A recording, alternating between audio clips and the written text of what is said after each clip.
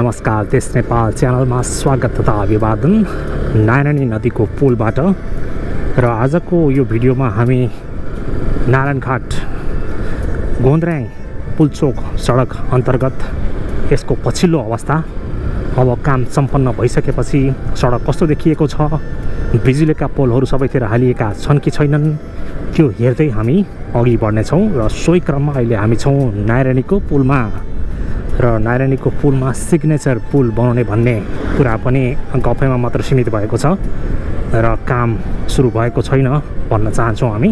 र हामी देख्न सक्छौँ मोगलिन 36 किलोमिटर बायाँ, अगाडि 77 kilometre Hetauda, Janakpur 238 kilometre, Itahari 380 kilometre भनिएको छ। र यहीँबाट हामी हेर्न सक्छौँ पुलचोकबाट अब गोन्द्र्याङतर्फ लाग्दाको दृश्य र के कस्तो काम भइरहेको छ त्यो हामी हेर्दै अघि बढ्नेछौँ। र हामी हेर्न सक्छौँ बिचको मिडियन अहिले चाहिँ एकदम धुलाम्य भइसकेको अवस्था। र भरतपुर महानगरपालिकाले यो हरियालीकरण गर्नको लागि अझै यहाँ पानी हालेको हालै गर्न जरुरी छ। र मानिसहरू नजाउन् भनेर यसो जालीहरू जसरी बाइपासमा राखिएको छ त्यस्तै राख्न जरुरी छ। र सम्भवतः यहाँ हरियाली छँदै छैन भन्दा पनि हुन्छ नारायणघाटमा। र यो भने पक्कै राम्रो कुरो होइन। र सहर बजार चाहिँ केवल बिल्डिङ र ठुलो रोडले मात्रै राम्रो हुने होइन। र त्यही भएर पनि हामी सम्बन्धित निकायको हामी फेरि पनि ध्यान आकर्षण गराउन चाहन्छौँ। राम्रोसँग हरियाली कायम गरियोस्, दुबोमा चाहिँ नियमित पानी हालियोस् भन्न चाहन्छौँ। र पहिलाको नारायणघाट र अहिलेको नारायणघाटमा भने निकै अन्तर हामी पाउन सक्छौँ र निकै व्यवस्थित देखिएको छ अहिले। यद्यपि पार्किङ जहाँ मन लाग्यो त्यहीँ पार्किङ भइरहेको छ। र हामी देख्न सक्छौँ यो मुख्य एक्सप्रेस लेनमै यसरी पार्किङ भइरहेको अवस्था। र यदि काठमाडौँ भएको भए यहाँ चाहिँ धेरै पैसा चाहिँ कमाइ भइसक्थ्यो महानगरको, तर यहाँ भरतपुर महानगरपालिकाले भने खासै एक्सन लिएको हामी देख्दैनौँ। र उता सर्भिस लेनमा त पुरै पार्किङ भइहाल्यो र मुख्य लेनमा धरि मानिसहरूले चाहिँ पार्किङ गरिरहेको अवस्था छ। त्यो चाहिँ नहोस्, यो चाहिँ अन्य सहर जस्तो अव्यवस्थित नहोस्, व्यवस्थित गराइयोस्। त्यही भएर चाहिँ मेयर रेणु दाहाल जस्तो मानिस चाहिँ यो पदमा आएको हो। विकास गरेको छ, बाटोघाटो बनाएको छ, तर विकास गरिसकेपछि त्यसलाई व्यवस्थित गर्नु पनि एउटा लिडरसिपको क्वालिटी हो भन्न चाहन्छौँ हामी। सो भन्दै हामी नारायणघाट बजारबाट माथि क्याम्पस गेटसम्म आएका छौँ र हामी अगाडि देख्न सक्छौँ CMC चितवन मेडिकल कलेज। र दृश्य यस्तो छ। र अर्को हाइमास्ट बत्ती हामी क्याम्पस गेटमा देख्न सक्छौँ। र अब हामी 24 कोठी भरतपुरतर्फ लागिरहेका छौँ। र यहाँ चाहिँ अलिकति राम्रो चाहिँ देखिएको छ ग्रिनरी, बिचबिचमा रुखहरू चाहिँ हुर्किएको अवस्था छ भने दुबोहरूमा चाहिँ पानी नहालेकै कारण यस्तो सुकेको जस्तो अनुभूति भइरहेको छ हामीलाई। र चितवन जस्तो गर्मी ठाउँमा बिहान र बेलुका चाहिँ कम्पलसरी पानी चाहिँ हाल्न जरुरी छ। र पानीको कमी चितवनमा छैन काठमाडौँ जस्तो। त्यही भएर चाहिँ पानी हाल्न चाहिँ लोभ नगरियोस् भन्न चाहन्छौँ हामी। एयरपोर्ट समीप 24 कोठीमा आएका छौँ हामी। र यी पुराना घरहरू पनि भत्किएका छन् अब। र हेर्न सक्छौँ हामी गैँडाको मूर्तिहरू भएको यो नेपाली झन्डा राखिएको 24 कोठी। र अब 24 कोठीबाट हामी हाम्रो यात्रा चाहिँ सिधा गोन्द्र्याङमा गएर अन्त्य गर्नेछौँ। र हामी देख्न सक्छौँ दायाँ साइडमा भरतपुर एयरपोर्टको नयाँ टर्मिनल बिल्डिङ निर्माणाधीन अवस्थामै छ र आधिविधिक काम गरेर चाहिँ त्यत्तिकै काम छोडिएको जस्तो देखिएको छ।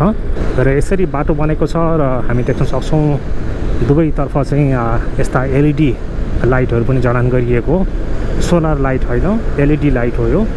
र राति चाहिँ एकदम विशेष उज्यालो हुने गर्दछ यस क्षेत्रमा।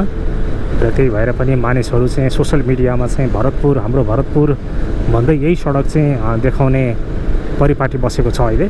धेरै राम्रो छ सडक, हामीले चाहिँ क्रिटिसाइज गर्न खोजेको होइन, तर सँगसँगै मेन्टेनेन्स गर्नु पनि जरुरी छ। यता हरियालीको काम र यता चाहिँ त्यति व्यवस्थित देखिएको छैन, सफा पनि गरिएको छैन, त्यही भन्न चाह्यौँ हामी। भरतपुर महानगरपालिकाले पनि 2-4 वटा ब्रुमरहरू किनेर चाहिँ आफ्ना सडक पेटीहरू चाहिँ सफा गर्न जरुरी छ भन्न चाहन्छौँ।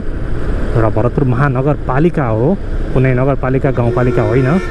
3-4 वटा ब्रुमर किन्न उसको क्षमता छँदैछ। र हामी अब आएका छौँ हाकिम चोकमा। र हाकिम चोकको दृश्य यस्तो छ, यहाँ पनि निकै भिडभाड हुने ठाउँ हो।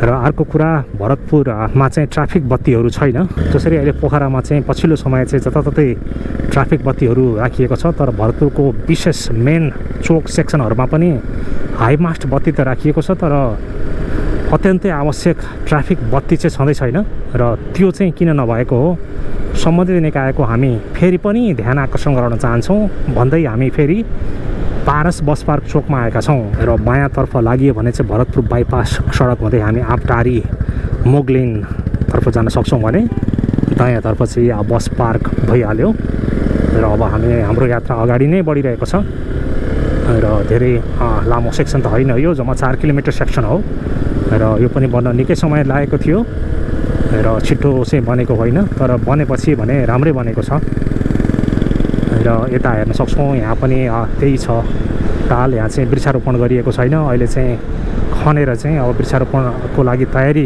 गरिँदैछ जस्तो देखिन्छ र यहाँको ग्रिनरी पनि त्यति राम्रो मेन्टेन भएको छैन र यसरी हामी यहाँसम्म आइपुग्दासम्म पनि पुरै सडक बत्तीहरू चाहिँ मजाले चाहिँ राखिसकिएको अवस्था रहेछ र पछिल्लो समय हाम्रो अपडेटमा लगभग 2-2.5 महिना अगाडिको अपडेटमा चाहिँ पुरै यो सडक बत्तीहरू चाहिँ राखिएको थिएन आदि त बाँकी नै थियो तर आजको दिनमा भने बत्तीहरू सबै जडान गरिसकिएको रहेछ त्यो भने एकदम राम्रो पक्ष हो अब गोन्द्राङ पुल्चोक सडक चाहिँ पुरै झिलिमिली हुनेछ राति र यस्तो दृश्य चाहिँ हामी देख्न सक्छौँ गोन्द्राङ पुल्चोक सडकको भन्दै आजको भनाइ हामी यहीँ टुङ्गाउन चाहन्छौँ र हाम्रो यात्रा भने माथि टिकौलीको जङ्गल गोन्द्राङसम्मको हुनेछ र भिडियो हेर्नुहोला र यस्तै देश विकास सम्बन्धी कार्यक्रमहरू ल्याउने तपाईँ हाम्रै देश नेपाल च्यानललाई आजसम्म र अहिलेसम्म पनि सब्सक्राइब गर्नुभएको छैन भने कृपया आजै अहिले नै गरी